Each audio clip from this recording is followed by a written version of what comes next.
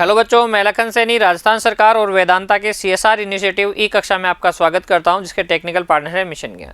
बच्चों, हम कर रहे हैं कक्षा 10 की गणित की पाठ्य पुस्तक का अध्याय 19 सड़क सुरक्षा शिक्षा। ये भाग 3 है, जिसके अंतर्गत हम चर्चा करेंगे बच्चों आंकड़ों का संकलन के क्या अनुप्रयोग हैं सड़क सुरक्षा शिक्षा के अंतर्गत। आइए बच्चों उदाहरण के माध्यम से समझते हैं। देखिए, आंकड़ों का संकलन में हम क्या करते हैं, आलेख बनाते हैं, ग्राफ बनाते हैं, दंड आलेख बना सकते हैं, पाई चार्ट बना सकते हैं या और किसी तरीके का ग्राफ हम बना सकते हैं। तो यहाँ पर आपको उदाहरण के माध्यम से समझेंगे बच्चों। और आलेख आपको दिया गया है, अभी मैं आपको दिखाता हूँ आलेख कौन सा है।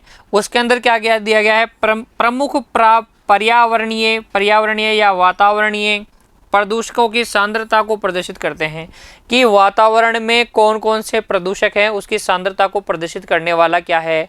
ये आपके पास एक ग्राफ है, ये आलेख है। ठीक है, तो आलेख को देखिए बच्चों, इधर भी आपके पास दिया गया है, वो भी दिया गया है। तो पहले इसको पढ़ना देखते हैं बच्चों। तो ये किसकी सांद्रता दी गई है, ये इस तरफ सांद्रता का लेवल दिया गया है CO का, कार्बन मोनोऑक्साइड की सांद्रता दी गई है। इस तरफ किसकी सांद्रता दी गई है, SO2 और NO2 की। और ये बच्चों आपको दिए गए हैं वर्ष। ठीक है, एक्स अक्ष पे आपको क्या दिए गए हैं, वर्ष। तो अगर आप देखें वर्ष 1998 में ये क्या है, ये यहाँ देखिए संकेत में देखिए, ये डॉट लाइन और गोले वाला किसकी सांद्रता है, SO2 की सांद्रता है। सल्फर डाइऑक्साइड की सांद्रता है, वातावरण में कितना सल्फर डाइऑक्साइड है उसकी मात्रा है। ये डिब्बे वर्ग और पूरी लाइन वाला, येलो लाइन वाला किसकी सांद्रता है, NO2 की सांद्रता है। गोला और पूरी लाइन वाइट लाइन किसकी सांद्रता है, CO की। CO को हम किधर से देखेंगे, इस तरफ से देखेंगे। तो सबसे पहले CO की मात्रा देखते हैं। कार्बन मोनोऑक्साइड की मात्रा वर्ष 1998 में कितनी थी, वर्ष 1998 में है लगभग 5,500। कितनी है, लगभग 5,500 CO की मात्रा है वर्ष 1998 में। वातावरण के अंदर कार्बन मोनोऑक्साइड की मात्रा इस आलेख के अनुसार वर्ष 1998 में कितनी थी, 5,500। वर्ष 1999 में कम हुई और कितनी हो गई, 4,000 हो गई। फिर वर्ष 2000 में बढ़ गई और कितनी हो गई, 5,000। वर्ष 2001 में ना तो बढ़ी ना कम हुई, 5,000 ही रही। हमें पैमाना उधर से देखना है, CO के लिए पैमाना वो देखना है, ये नहीं देखना बच्चों, ध्यान से समझिए। वर्ष 2002 में क्या हुई, 2001 की तुलना में कम हुई, 2001 की तुलना में कम हो गई। कितनी रह गई, 3,500 रह गई। और 2003 में और भी कम होके कितनी रह गई, 3,000 रह गई इस आलेख के अनुसार। अब हम देखते हैं NO2 की सांद्रता वातावरण में। किधर से पढ़ना है, SO2 और NO2 को इधर से। तो वर्ष 1998 में NO2 की सांद्रता थी 100, 99 में हो गई 110, फिर हो गई 120, फिर 130 और फिर बच्चों ये आ गई 200 के करीब, 200 और लास्ट में जाते ही 210 लगभग। तो हम ये देख रहे हैं NO2 की सांद्रता हर वर्ष क्या हो रही है, बढ़ती जा रही है। NO2 की, नाइट्रोजन डाइऑक्साइड की सांद्रता बढ़ती जा रही है इस आलेख के अनुसार। और अगर हम देखें ये डॉट लाइन और गोले वाला किसको दिखा रहा है, SO2 की सांद्रता को। तो ये 100 से कम है, लगभग 50, 40, 30, 20, 10 और लगभग 5। ये सांद्रता क्या हो रही है, धीरे धीरे SO2 की इस आलेख के अनुसार कम होती जा रही है। तो आलेख हमने पढ़ लिया है ग्राफ हमको पढ़ना आना चाहिए, चाहे से वो पाई चार्ट हो, चाहे से वो दंड आलेख हो, चाहे से वो ऐसा रेखीय ग्राफ हो या फिर कोई वक्र वाला ग्राफ हो, कैसा भी ग्राफ हो, दोनों तरफ पैमाने दे रखे हैं वो ग्राफ हो। उसको पढ़ने के बाद में आपसे कुछ प्रश्न पूछे जाएंगे। कैसे, देखिए यहाँ आपसे क्या पूछा गया है, किस वर्ष प्रमुख प्रदूषक की कमी को देखा गया और इसके लिए आप किसको श्रेय देते हैं। किस वर्ष प्रमुख प्रदूषक की कमी, अच्छा प्रमुख प्रदूषक की कमी को देखा गया है, किस वर्ष में प्रमुख प्रदूषक की कमी को देखा गया है और इसके लिए आप किसे श्रेय देते हैं। तो किस वर्ष में देखा गया है, यहाँ कमी देखी गई है 1998 से 1999 में देखी गई है CO में, 2000 में बढ़ी है, 2001 में कांस्टेंट है, 2002 में और 2003 में क्या हुआ है, प्रमुख प्रदूषक CO की सांद्रता में कमी देखी गई है। तो हम लिखेंगे यहाँ उत्तर में हम लिख देंगे वर्ष कौन सा, 1999,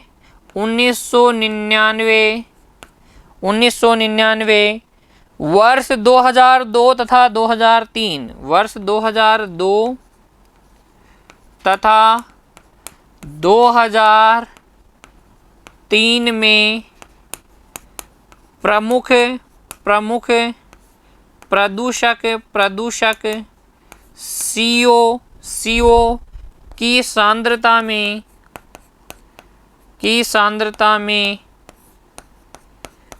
पिछले वर्षों की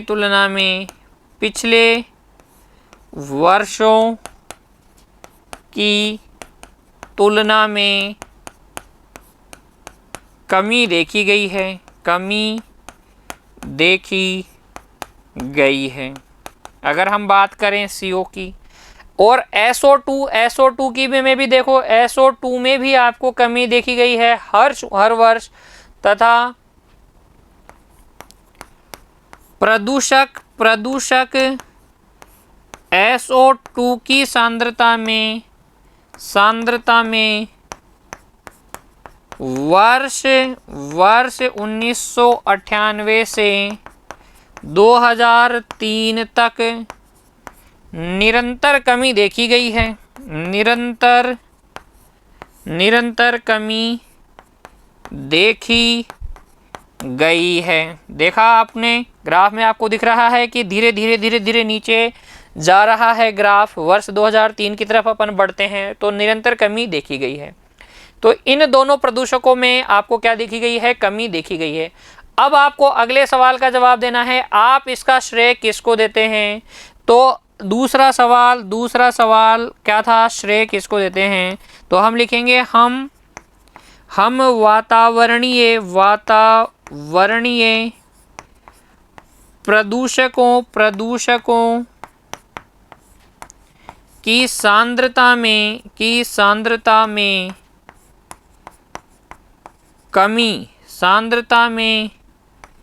कमी होने का श्रेय सरकार एवं इसके प्रति जागरूकता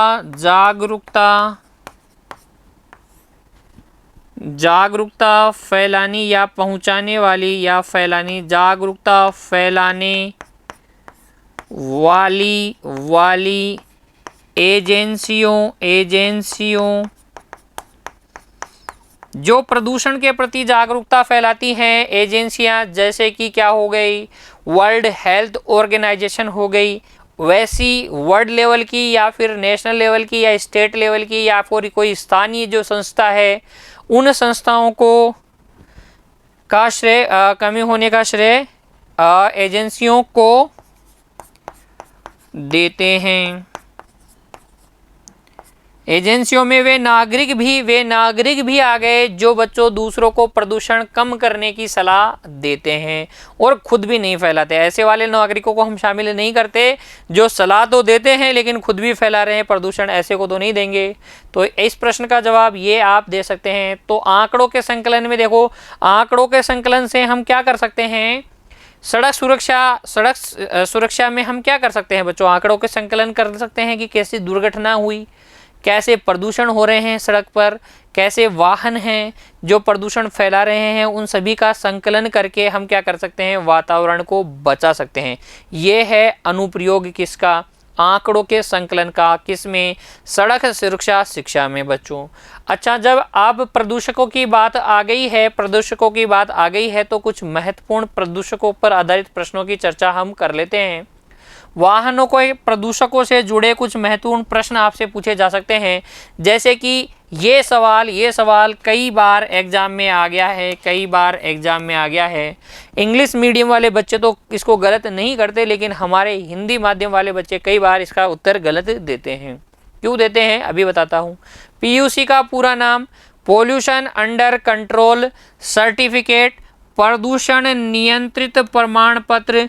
यहाँ बच्चों को मैंने लिखते देखा है नियंत्रण प्रमाण पत्र, प्रदूषण नियंत्रण प्रमाण पत्र नहीं है, ये प्रदूषण नियंत्रित प्रमाण पत्र है।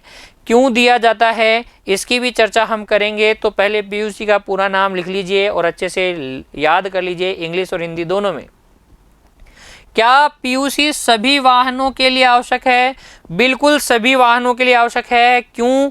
क्योंकि पीयूसी के माध्यम से सरकार इसको परिवहन डिपार्टमेंट, परिवहन विभाग इसको क्या करता है, सरकार का परिवहन विभाग इसको क्या करता है, जारी करता है। परिवहन विभाग इसको जारी करता है और सरकार इसके माध्यम से वे आंकड़े प्राप्त करती हैं जिनसे ये पता चल सके कि वातावरण में किसी भी प्रदूषक की कितनी मात्रा है और कौन सा वाहन उसके अंदर कितना योगदान दे रहा है। अगर किसी वाहन के लिए पीयूसी इशू नहीं किया गया, इसका मतलब ये है कि वो वाहन वातावरण में प्रदूषण फैला रहा है, उसके द्वारा किया गया प्रदूषण नियंत्रित नहीं है, अनियंत्रित है, वो खूब आराम से क्या कर रहा है, प्रदूषण फैला रहा है। तो जिसके पास पीयूसी नहीं है इसका मतलब वो प्रदूषण फैला रहा है और सरकार इसके माध्यम से क्या करती है, पीयूसी जांच करती है और किसी के पास अगर पीयूसी नहीं मिला किसी वाहन के पास, उसको चालान करती है और चालान के डर से क्या करता है, जो वाहन का मालिक है या जो चालक है वो अपने वाहन को क्या करता है, पीयूसी सर्टिफाइड बनाता है। इसका मतलब वो कम से कम क्या करता है, उसका वाहन में ऐसी टेक्नोलॉजी का वो यूज़ करेगा या ऐसी मरम्मत उसकी करवाएगा जिससे कि कम से कम वातावरण में प्रदूषण फैले, या तो फिर वो उसका उपयोग करना बंद करेगा। और उनसे क्या करती है, फिर वो इन आंकड़ों से क्या करती है, प्रदूषण को नियंत्रित करने या प्रदूषण का निवारण करने की योजनाएं सरकार बनाती है। इसलिए पीयूसी क्या है, सभी वाहनों के लिए बहुत ज़रूरी है बच्चों, बहुत ज़्यादा ज़रूरी है। पीयूसी को बढ़ावा देने के लिए सरकार ने क्या कदम उठाया है भाई, नियंत्रित प्रमाण पत्र सभी वाहनों के पास हो, चालक को नहीं दिया जाता है, आपके नाम से नहीं काटा जाएगा पीयूसी, आपके वाहन के नाम से काटा जाएगा। पीयूसी सर्टिफिकेट आपके वाहन के नाम से दिया जाएगा और अभी मैं आपको दिखा दूंगा कि किस तरीके का होता है पीयूसी सर्टिफिकेट।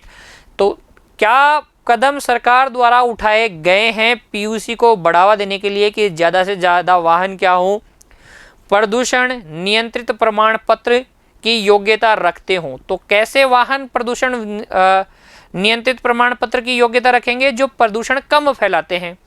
तो सरकार ने क्या किया है ऐसे वाहनों के लिए कि जो प्रदूषण कम फैलाएं, तो देखिए सरकार ने पेट्रोल के स्थान पर एलपीजी और सीएनजी का उपयोग के रूप में विकल्प उपलब्ध करवाए हैं। ऐसे वाहन सरकार ने उपलब्ध करवाए हैं जो पेट्रोल के स्थान पे सीएनजी या एलपीजी से चले।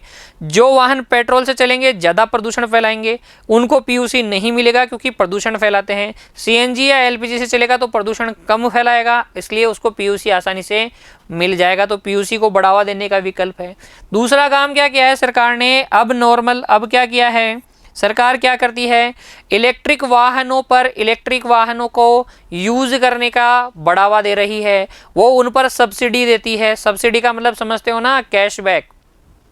ठीक है, अगर आप इलेक्ट्रिक वाहन खरीदते हो तो आपको छूट मिलती है, सब्सिडी मिलती है, पैसे वापस आते हैं, आप एक बार चुकाने के बाद में आपको वापस से दे दिए जाते हैं। गैस सब्सिडी देखते हो ना आप, रसोई गैस सब्सिडी सरकार कैसे देती है, एक बार आप चुका दो फिर आपके अकाउंट में आ जाएंगे। तो वैसे ही इलेक्ट्रिक वाहन अगर आप खरीदते हो तो भी सरकार आपको सब्सिडी देती है, क्योंकि वो इसको बढ़ावा देना चाहती है। इसको क्यों बढ़ावा देना चाहती है, ताकि उस वाहन को क्या मिले, पीयूसी मिले, क्योंकि वो इलेक्ट्रॉनिक वाहन है, इसलिए वो प्रदूषण नहीं फैलाएगा, उसको आसानी से पीयूसी मिल जाएगा। तो पीयूसी को बढ़ावा देने के लिए सरकार ने क्या कदम उठाए हैं, सीएनजी और एलपीजी वाले वाहनों को क्या किया है, उसने विकल्प उपलब्ध करवाए हैं सरकार ने, और इलेक्ट्रिक वाहनों के भी विकल्प सरकार ने क्या किए हैं, उपलब्ध करवाए हैं बच्चों। देखो, सभी वाहनों को पीयूसी क्यों दिया जाता है, सबको पता है पीयूसी का मतलब क्या होता है। पीयूसी उसी वाहन को दिया जाएगा जो कि कम से कम प्रदूषण फैलाएगा।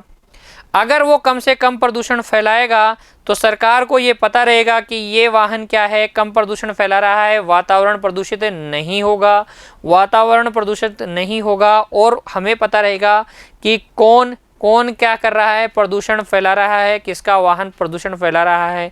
अगर पीयूसी नहीं है उसके पास तो फिर हम उस पर क्या कर सकते हैं, चालान दे सकते हैं, उसको जुर्माना लगा सकते हैं, या फिर उसके वाहन को हम क्या कर सकते हैं, बंद करवा सकते हैं। तो पीयूसी इसलिए दिया जाता है ताकि क्या कर सके, वातावरण में प्रदूषण के स्तर का पता चल सके, किस वाहन द्वारा प्रदूषण हो रहा है इसका पता चल सके, और उसके निवारण के उपाय किए जा सकें, इसलिए भी पीयूसी दिया जाता है। अब इतना पीयूसी हो रहा है तो देख लीजिए पीयूसी की एक तस्वीर, यहाँ आपके वाहन की फ़ोटो लगी है जिस पर वाहन की नंबर प्लेट है बच्चों, नंबर प्लेट है। यहाँ व्हीकल रजिस्ट्रेशन नंबर होता है, यहाँ ये जो सर्टिफिकेट है इसका नंबर होता है, और यहाँ कब इशू किया गया है, इशू की डेट होती है, कब तक चलेगा उसकी डेट होती है। यहाँ पोल्यूशन लेवल लिखा जाता है, पीपीएम में या एचएसयू में या परसेंट में आपको क्या दिया जाता है, pollution level wise CO, NO2, SO2, ये जो प्रदूषक थे अभी अपन ने देखे, उनका लेवल देखा जाता है कि इस वाहन द्वारा कितना बढ़ाया जा रहा है। कौन इशू करता है, उस स्टेट का परिवहन विभाग, जिस स्टेट की वो है गाड़ी है, ठीक है। और यहाँ पे लिखा होता है व्हीकल पास सर्टिफिकेट, अगर नहीं है तो फिर व्हीकल फेल का सर्टिफिकेट दे दिया जाता है। ये एक क्या है, 1883 में जब बना हुआ था एक्ट, उसका लिखा जाता है यहाँ पे कि कौन सा एक्ट है, किस एक्ट के तहत ये आपको दिया जा रहा है। ऐसी कई सारी जानकारियाँ होती है। यहाँ पर एक सील लगा दी जाती है परिवहन विभाग की, और इसको आजकल बच्चों ये कंप्यूटराइज्ड भी होता है। कंप्यूटराइज्ड पहले ऐसा होता था, अब कंप्यूटराइज्ड भी होता है, जिसके ऊपर क्या लगाया जाता है, एक मोहर लगा दी जाती है। तो ये थे बच्चों आंकड़ों के संकलन के अनुप्रयोग और आंकड़ों से क्या क्या लाभ हो सकते हैं, आंकड़ों के संकलन से सड़क सुरक्षा शिक्षा में क्या क्या लाभ हो सकते हैं, उनकी चर्चा हमने की। कुछ महत्वपूर्ण प्रश्न पीयूसी पर आधारित देखे हमने। उम्मीद करता हूं कि आपको हर एक सवाल का जवाब अच्छे से समझ में आया होगा। आप इनको याद करेंगे और परीक्षा में अगर आपसे ऐसे सवाल पूछे जाते हैं तो आप आसानी से उनका जवाब दे पाएंगे बच्चों। धन्यवाद।